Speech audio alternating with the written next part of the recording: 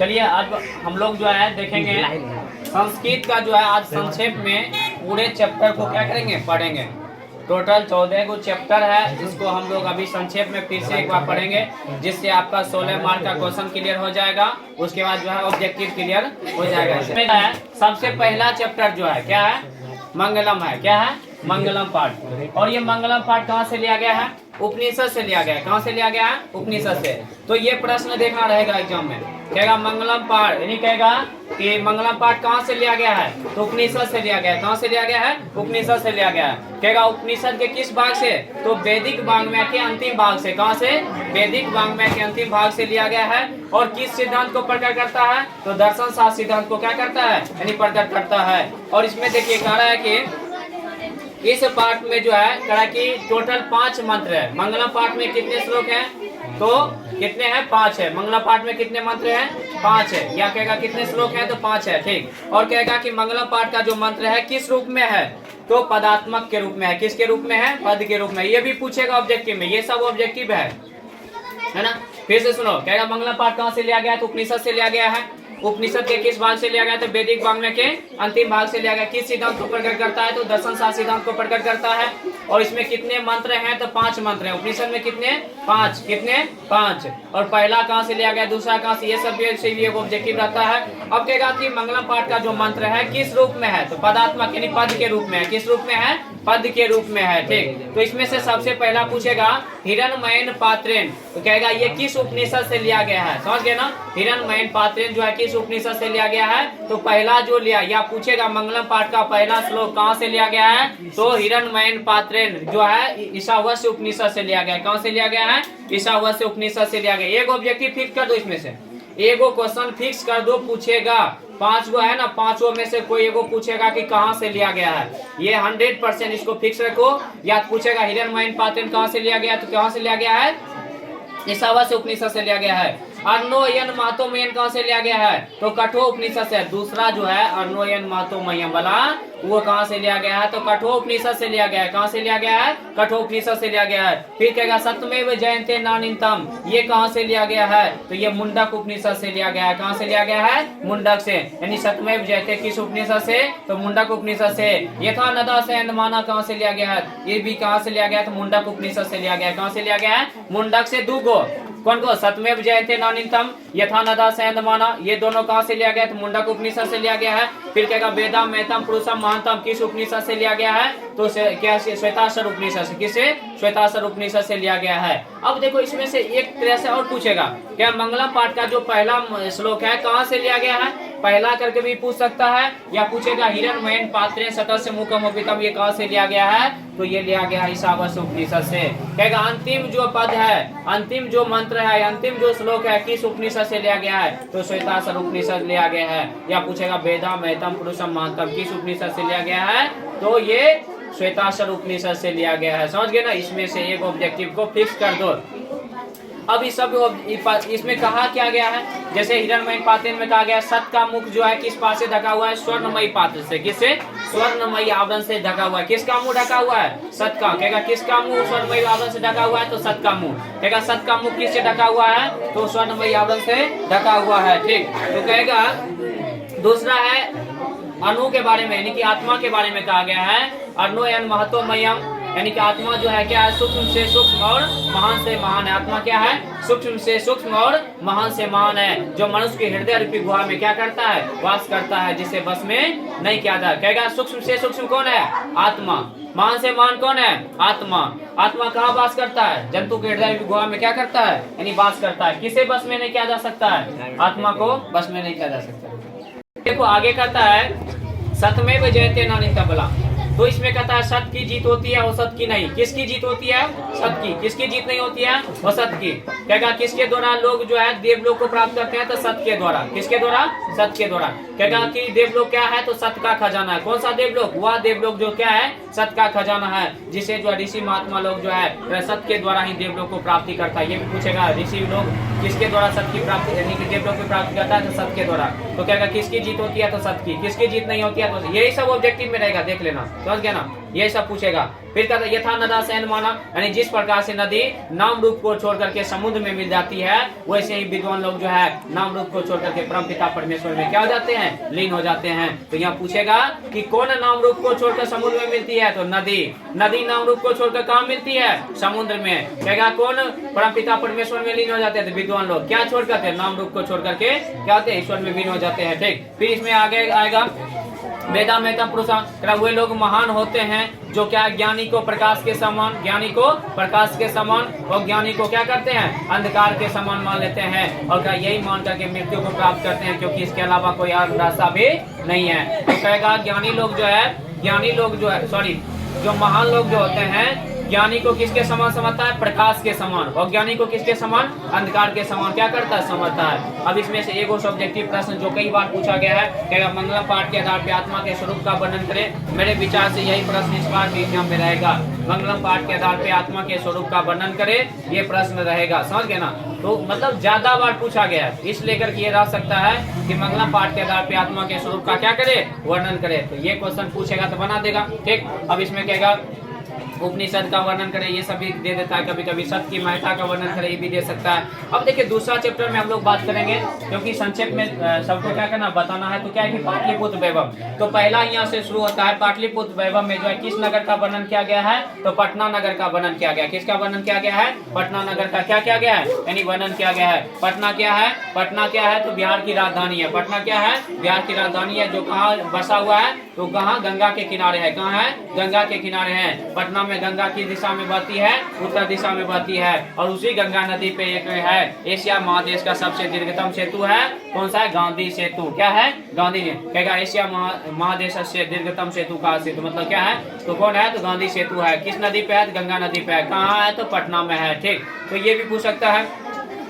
अब देखिए पटना का जो इतिहास है 2500 वर्ष पुराना है। कहेगा पटना का इतिहास कितना पुराना है, तो 2500 वर्ष क्या है, पुराना है। या ये जो है धार्मिक क्षेत्र से, उद्योग के क्षेत्र, राजनीतिक क्षेत्र से, हर क्षेत्र में क्या है अपना, यानी कि प्राचीन काल से लेकर अब तक जो अपनी महत्व को धारण किया हुआ है। और क्या यहाँ पे बहुत सारे विदेशी यात्री जो पटना आए थे, कौन कौन आया, मेगा, कहेगा कौन कौन विदेशी यात्री पटना आए थे, मेगा स्निद, फयान, वेनसंग, इतिसंग, मेगा स्निद, फयान, वेनसंग, इतिसंग, ये सब विदेशी यात्री जो पटना क्या हुए थे, आए हुए थे। मेगा स्निद कौन था, तो यूनान का राजदूत था। कहाँ का राजदूत था, यूनान का राजदूत था, जो किसके समय में आया था, चंद्रगुप्त मौर्य के समय में पटना आया था। और देखो करा कि पटना जो है, कह कि पटना यानी कि सरस्वती का कुलगृह कहा गया है, ये गंगा के किनारे बसा हुआ एक क्या है, महानगर है। ठीक, अब देखो कहेगा कि सरस्वती का कुलगृह किसे कहा गया है, तो पटना को कहा गया। किसने कहा है, दामोदर गुप्त ने कहा है। यहाँ से एक प्रश्न आता है, दामोदर गुप्त ने पाटलिपुत्र के बारे में क्या कहा है, ये प्रश्न पूछेगा कि दामोदर गुप्त ने पाटलिपुत्र के बारे में क्या कहा है।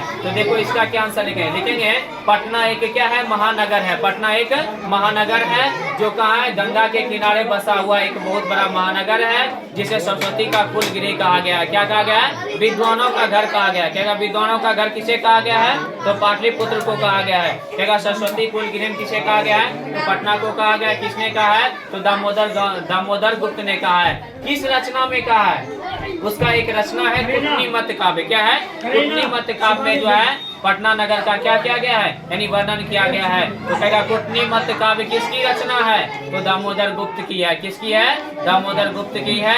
ये भी प्रश्न पूछेगा। फिर तरह की सुना जाता है कि बुद्ध के काल में पटना जो है गंगा के किनारे बसा हुआ था, और यहाँ भगवान बुद्ध कई बार क्या हुए थे, आए हुए थे, और वहाँ आकर के कई बार जो है तपस्या भी किए थे। और महात्मा बुद्ध ने एक कहा, भविष्यवाणी किया था पाटलिपुत्र के बारे में। कहेगा पटना यानी पाटलिपुत्र के बारे में भगवान बुद्ध ने क्या कहा, पाटलिपुत्र के बारे में भगवान बुद्ध ने क्या कहा है, तो सुन लो इसको, ये प्रश्न एग्जाम में रह सकता है। पटना के बारे में या दामोदर गुप्त ने क्या कहा, भगवान बुद्ध ने क्या कहा है, राजशेखर ने क्या कहा है, ये 3 गो प्रश्न में से एगो प्रश्न को फिक्स कर दो। तो भगवान बुद्ध ने क्या कहा था, पटना के बारे में भगवान बुद्ध ने कहा था, आने वाले समय में पटना एक महानगर होगा। आने वाले समय में पटना एक महानगर होगा, जहाँ पे आग, बाढ़ और लड़ाई की खतरा हमेशा क्या हुई रहेगी, यानी बनी हुई रहेगी। यानी आने वाले समय में पाटलिपुत्र एक महानगर होगा, जहाँ पे आग, बाढ़ और लड़ाई की खतरा हमेशा से क्या रहेगी, यानी बनी हुई रहेगी। किसने कहा था, भगवान बुद्ध ने कहा था। अब यही एक प्रश्न आता है, राजशेखर ने क्या कहा था, तो पटना के बारे में राजशेखर ने कहा कि पटना प्राचीन काल से ही क्या है, शिक्षा का केंद्र रहा है। पटना प्राचीन काल से ही क्या रहा है, शिक्षा का केंद्र रहा है जहाँ से बहुत सारे विद्वान पढ़ के क्या हुए हैं, प्रख्यात हुए हैं। जहाँ पे बहुत सारे विद्वान पढ़ के क्या हुए हैं, प्रख्यात हुए हैं। जैसे पतंजलि हो गया, बड़ोदरी हो गया, व्याधि हो गया, ये सब जो है बहुत सारे विद्वान जो यहीं से पढ़ के क्या हुए थे, प्रख्यात हुए थे। अब कह रहे कि पटना के बारे में कहता है, मेगास्थनीज का कहना है कि चंद्रगुप्त मौर्य के समय में पटना की रक्षा व्यवस्था काफी उत्कृष्ट थी। ये पूछेगा किसके समय में पटना की रक्षा व्यवस्था काफी उत्कृष्ट थी, तो किसके समय में पटना की रक्षा व्यवस्था कैसी थी, काफी उत्कृष्ट थी। ठीक, अब देखो इसमें कहता है ये अशोक के समय में जो है, अशोक के समय में और भी ज्यादा सख्त यानी कि क्या हो गया था, यानी सूत्रो संवृद्धम हो गया। क्या हो गया था, सूत्रो संवृद्धम हो गया था। ठीक, अब ये कहेगा ये बात कौन कहा था, यूनान के राजदूत मेगास्थनीज ने कहा था। अब मेगास्थनीज की एक रचना है काव्य मीमांसा, किसकी है, काव्य मीमांसा किसकी रचना है, तो राजशेखर की एक रचना है जिसमें वो कहा था, कहेगा ये प्रश्न में आएगा, कहेगा राजशेखर जो है, कहेगा राजशेखर का रचना है काव्य मीमांसा।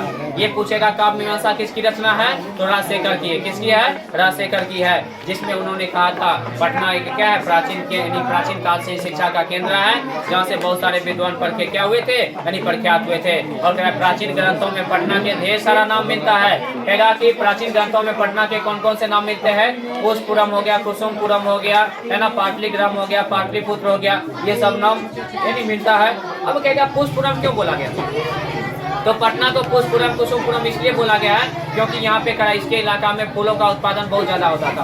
अब पाटलिपुत्र शब्द यहीं से आया था, पाटल यानी गुलाब की जो पुतलिका होती है उसी से इसका नाम क्या पड़ा था, पाटलिपुत्र पड़ा था। उसके बाद इसके बारे में कहा जाता है कि बाद में जाकर के इसका जो है पुष्पपुरम कुसुमपुरम ये सब नाम के बाद जो है तब जाकर के पाटलिपुत्र जो यानी पटना जो नाम पड़ा था, वहाँ की पटना की पालिका देवी है पटन देवी, कौन है, जिसके नाम पर पटना का नाम पड़ा है। और कह गुप्त यानी कि गुप्त काल से पटना में एक शरद ऋतु में जो है एक कमोदी मौसम मनाया जाता था। किसके काल से, गुप्त यानी गुप्त काल के यानी गुप्त के शासन काल में जो है कमोदी मौसम मनाया जाता था और शरद ऋतु में ये क्या होता था, मनाया जाता था।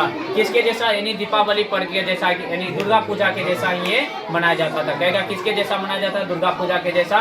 कौन सा मौसम, कमोदी मौसम। किस ऋतु में, तो शीत ऋतु में। किस वंश के शासन काल के से, तो गुप्त वंश के शासन काल से मनाते आ रहा था। ठीक, अब फिर आगे कहता है कि पटना में जो है कह कि पटना जो है प्राचीन काल से अभी तक बहुत सारे नाम से क्या है, प्रसिद्ध है। अब कहेगा पटना की यानी पटना जो बिहार की राजधानी है, जो गंगा के किनारे बसा हुआ है। पटना के उत्तर दिशा में गंगा नदी बहती है, जहाँ पे क्या है बहुत यानी कि एक नदी है, यानी कि नदी जो है गंगा नदी, उसके ऊपर एक पुल बना हुआ है जिसका नाम है गांधी सेतु पुल। वो एशिया महादेश का सबसे दीर्घतम सेतु है। समझ गए ना, ये भी पूछेगा कहाँ है, तो वहाँ है। कहेगा पटना में कौन कौन से दार्शनिक स्थल है, गोलघर है, चिड़ियाघर है ना, तारामंडल है, संजय गांधी जैविक उद्यान के नाम से भी जाना जाता है। वो चिड़ियाघर जो है उसका नाम है संजय गांधी जैविक उद्यान, ये भी पूछ सकता है। उसके बाद ढेर सारा एक तरह की सिख संप्रदाय के लिए पटना का गुरुद्वारा प्रसिद्ध है। यहाँ से प्रश्न आता है पटना का गुरुद्वारा किसके लिए और क्यों प्रसिद्ध है, तो सिख संप्रदाय के लिए प्रसिद्ध है। किसके लिए, सिख संप्रदाय के लिए प्रसिद्ध है। क्यों, क्योंकि सिख के 10वें गुरु, सिख के 10वें गुरु गोविंद सिंह का यहाँ पे क्या हुआ था, जन्म हुआ था। उसका जन्म स्थान गुरुद्वारा के नाम से प्रसिद्ध है, जहाँ पे बहुत सारे सिख संप्रदाय के लोग वहाँ प्रतिवर्ष क्या होते हैं, यानी वहाँ पे जाते हैं। तो पटना का गुरुद्वारा किसके लिए प्रसिद्ध है, तो सिख संप्रदाय के लिए। क्यों प्रसिद्ध है, क्योंकि सिख के 10वें गुरु, सिख के 10वें गुरु गोविंद सिंह का वहाँ पे क्या हुआ था, जन्म हुआ था, इस लेकर के वो क्या है, यानी प्रसिद्ध है। ठीक, अब कह रहा है कि बहुत सारे तीर्थ यात्री वहाँ पे क्या होते हैं, दर्शन के लिए आते हैं, तो ये सब इससे ऑब्जेक्टिव में रहेगा। फिर देखो अगला है आलस कथा, तीसरा चैप्टर है आलस कथा। एक कथा है, कहेगा देखिए आलस कथा का लेखक कौन है, तो विद्यापति है। कौन है, विद्यापति है। और ये कहाँ से लिया गया है, पुरुष परीक्षा से लिया गया है। कहाँ से लिया गया है, पुरुष परीक्षा से लिया गया है। और पुरुष परीक्षा में जो है एक यानी कि सरल संस्कृत भाषा में लिखा हुआ है, जिसमें मानव के विभिन्न गुणों की चर्चा, यानी गुणों के महत्व का क्या क्या है, यानी दिखाया गया है। यानी गुण को दिखाया गया है, दोष को दिखाया गया है। तो इस पाठ में जो है मानव का एक महाशत्रु, जिसको रिपु मतलब शत्रु होता है ना, नीतिकार जिसको रिपु मानता है, वो ऐसे रिपु कौन है, आलस, जिसका इस पाठ में क्या किया गया है, वर्णन किया गया है। पूछेगा कि आलस कथा के लेखक कौन है, इस पाठ से हमें क्या शिक्षा मिलती है, तो आलस कथा के लेखक कौन है, तो विद्यापति है। इस पाठ से हमें यही शिक्षा मिलती है कि हमें जीवन में कभी भी आलस नहीं करना चाहिए। तो देखो इसमें एक मिथिला का एक मंत्री है जिसका नाम है वीरेश्वर। क्या नाम है, वीरेश्वर। कहेगा वीरेश्वर कहाँ का मंत्री है, मिथिला का मंत्री है वीरेश्वर। अब वीरेश्वर कैसा था, यानी कि वीरेश्वर कौन था, उसका स्वभाव कैसा है, तो वीरेश्वर कौन है, मिथिला का मंत्री है। उसका स्वभाव कैसा है, करुणिक दयावान था, जो हमेशा कह कि गरीब अनाथ और खास करके आलसियों की हमेशा सेवा करते रहता था। ठीक, तो करा कि उसमें जो है करा सेवा करने की प्रवृत्ति ज्यादा था, इस लेकर के उसने क्या किया था, एक आलसाला बनवाया था। क्या बनाया था? आलसाला बनाया था। किसके लिए बनाया था? आलसियों के लिए, खास करके जो है आलसियों के लिए जो एक आलसाला बनाया था, जिसमें बहुत सारे आलसी यानी कि जो है वहाँ पे कहा कि रहेगा फ्री में उसको खाना बस सबसे क्या होगा मिलेगा। आलसाला तो बनाया गया था, लेकिन करा उसी गाँव के कुछ जो है करा कि उसी इलाका का जो कुछ धूर्त लोग जो थे यानी बनावटी आलसी का वेश बना करके उसमें क्या हुआ था, शामिल हो गया था। जैसे ही कुछ लोग और उसमें शामिल हो गया तो आलसाला का खर्च ज्यादा बढ़ने लगा। खर्च बढ़ने लगा, वहाँ के जो कर्मचारी आलसाला के जो कर्मचारी थे उन्होंने क्या किया, कहा कि ये बात बढ़ क्यों रहा है, खर्च क्यों बढ़ गया, लगता है कुछ ना कुछ इसमें क्या है कि घपला हो रहा है। उसने क्या किया, आलसियों की परीक्षा लेने के लिए एक विचार सोचा। क्या सोचा कि आलसाला में क्या किया जाए, आग लगाया जाए, और जैसे ही आग लगाएंगे तो जो धूर्त होगा वो भाग जाएगा, सही आलसी की परख हो जाएगा। उसने क्या किया, आलसाला में आग लगाया। जैसे ही आलसाला में आग लगाया तो जितने भी धूर्त लोग थे सभी क्या हुए, पलायन हो गए, भाग गए, और जो वास्तविक आलसी थे वहीं पे क्या हुए, सोए हुए थे। जब आलसाला में आग लगाया तो सब भागे, लेकिन 4 आलसी वहीं पे सोया हुआ था। कितने आलसी? 4 आलसी सोया हुआ था। तो चारों आलसी आपस में वार्तालाप कर रहा है, जिसमें से पहला आलसी कहता है अरे हल्ला क्यों हो रहा है। तो यहाँ से एक प्रश्न आएगा सब्जेक्टिव में, कहेगा चारों आलसी के वार्तालाप को अपने शब्दों में वर्णन करे। तो पहला आलसी कहता है हल्ला क्यों हो रहा है, तो दूसरा ने कहा लगता है आलसाला में आग लग गया है, लगता है आलसाला में आग लग गया है। फिर तीसरा ने क्या कहा, तीसरा ने कहा अरे कोई धार्मिक नसीब, कोई भी धार्मिक नहीं है, कोई भी धार्मिक नहीं है जो गीला वस्त्र ला करके मेरे शरीर पे क्या कर देगा, ढक देगा।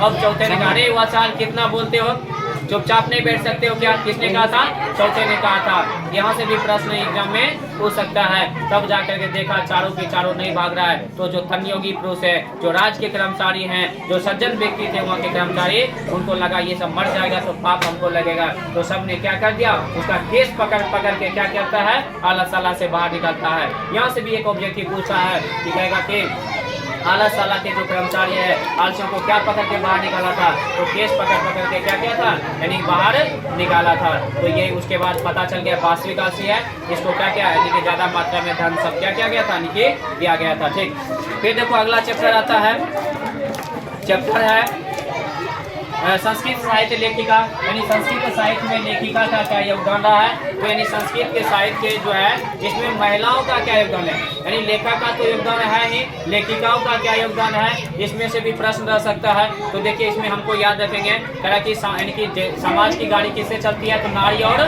पुरुष से चलती है, यानी इसमें ज्यादा दोनों का योगदान होता है, नर और नारी दोनों का क्या रहता है, योगदान रहता है। समाज की गाड़ी यही दोनों से क्या होता है, चलता है। तो इसमें संस्कृत साहित्य की रचना में जो है महिलाओं का क्या योगदान रहा है, इसको इस पाठ में क्या किया गया है, यानी बताया गया है। ठीक, तो इसमें देखिए सबसे पहले हम लोग बात करेंगे वैदिक काल से जो है बहुत सारी रचना में जो है पुरुष के साथ साथ महिलाओं ने भी क्या किया, ढेर सारे संस्कृत की रचना किए हैं, उनका भी क्या है बहुत बड़ा योगदान रहा है। वैदिक मंत्र में जो है मंत्र दर्शिता जो पुरुष की अपेक्षा की स्त्रियां भी हुआ करती थी। तो यहाँ से एक प्रश्न आता है, ऋग्वेद में 24, ऋग्वेद में 24 मंत्र दर्शिता, क्या ऋग्वेद में कितने मंत्र दर्शिता, ऑब्जेक्टिव में पूछेगा।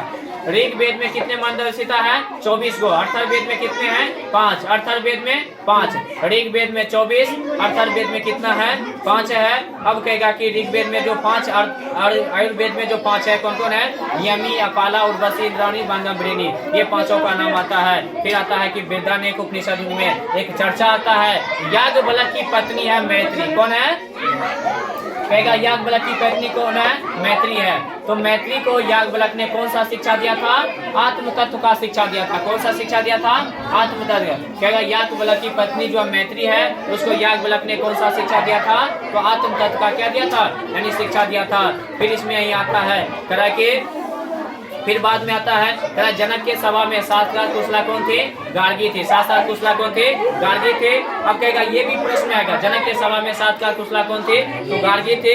अब इसमें करा है कि फिर कहेगा महाभारत में जो है सुलभा का भी वर्णन किया गया। किसका, कहेगा महाभारत में किस ऋषिका का वर्णन है, तो सुलभा नाम की जो ऋषिका है उसका क्या किया गया है, यानी वर्णन किया गया है। अब लौकिक संस्कृत साहित्य में जो है 40 कवित्रियों के 150 पद क्या है, संस्कृत है।